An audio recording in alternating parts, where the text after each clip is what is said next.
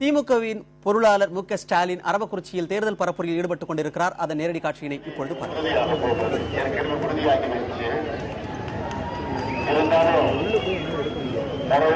அங்கீகாரம் பெறக்கூடிய வகையில அந்த செய்தியை நாம் நாளை தினம் அறியவிருக்கிறோம்.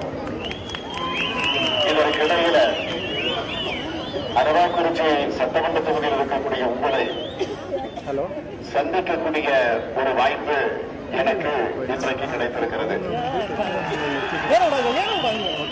இந்த தொகுதியில தேர்தல் தேதி கொஞ்சம் தள்ளி வைக்கப்பட்டு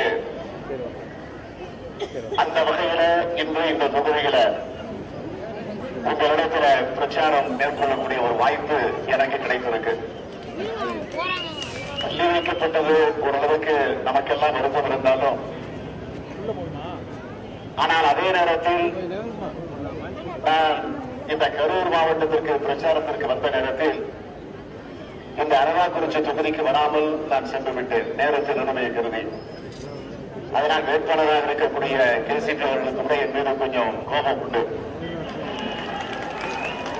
உங்களுக்கு கூட என் மீது வருத்தம் இருக்கலாம். ஆனால் அந்த வருத்தத்தை தேர்தல் ஆணையம் போக்கி இருக்கிறது. அதற்காக நான் முதலில் தேர்தல் ஆணையம் ஒரு வகையில் என்று நான் நன்றி கூறவும் கடமைப்பட்டிருக்கிறேன். ஆனால் இந்த தேதி தள்ளி வைக்கப்பட வேண்டிய அவசியம் ஏன், என்ன காரணம் என்பது உங்களுக்கெல்லாம் நன்றாக தெரியும். குறிப்பாக தமிழகம் முழுவதும் இருக்கக்கூடிய 234 தொகுதிகளில் ஆளுங்கட்சியாக இருக்கக்கூடிய அதிமுக ஜனநாயகத்தை நம்ப முடியாமல், நிச்சயமாக இந்த தேர்தலில் மக்கள் நம்மை ஆதரிக்க மாட்டார்கள் என்பதை தெளிவாக புரிந்து அறிந்து அதை எப்படியாவது மாற்றிட வேண்டும், எப்படியாவது மக்களை ஏமாற்றிட வேண்டும் என்று ஜனநாயகத்தை படுகொடிக்கு தள்ளக்கூடிய வகையில ஒரு பணநாயகத்தை நம்பி பணம் கொடுக்கிற அந்த பணியிலே அவர்கள் முழுமையாக ஈடுபட்டார்கள். அதிலும் விஞ்ஞான ரீதியாக மக்களிடத்தில் எப்படியாவது பணத்தை கொண்டு சேர்த்திட வேண்டும். அதற்கு போலீஸ் அதிகாரிகளே அதற்கு துணை நின்றிருக்கிறார்கள்.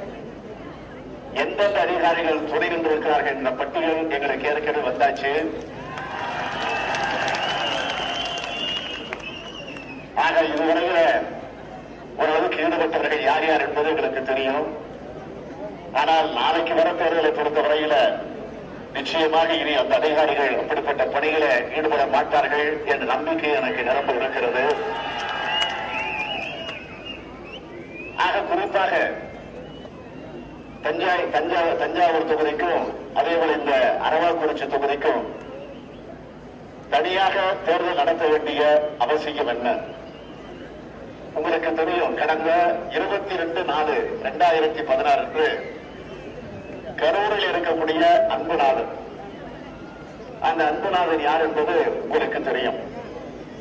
ஆக அந்த அன்புநாதனுடைய வீட்டிலே வருமான வரித்துறையினர் அந்த அதிகாரிகள் ரெய்டு நடத்தியிருக்கிறார்கள். அதில் கைப்பற்றப்பட்டிருக்கக்கூடிய நிலைகள் என்ன? இது ஏதோ நான் இட்டுக்கட்டி கற்பனை செய்து சொல்லுகிறேன் என்று நீங்கள் கருதிவிடக்கூடாது. நான் ஆதாரத்தோடு சொல்றேன். எதையுமே நான் புள்ளி விவரத்தோடு தான் சொல்லுவேன். ஜெயலலிதா போல 19 போல நான் பேச மாட்டேன். ஏன்னா கலைஞருடைய மகன் நான்.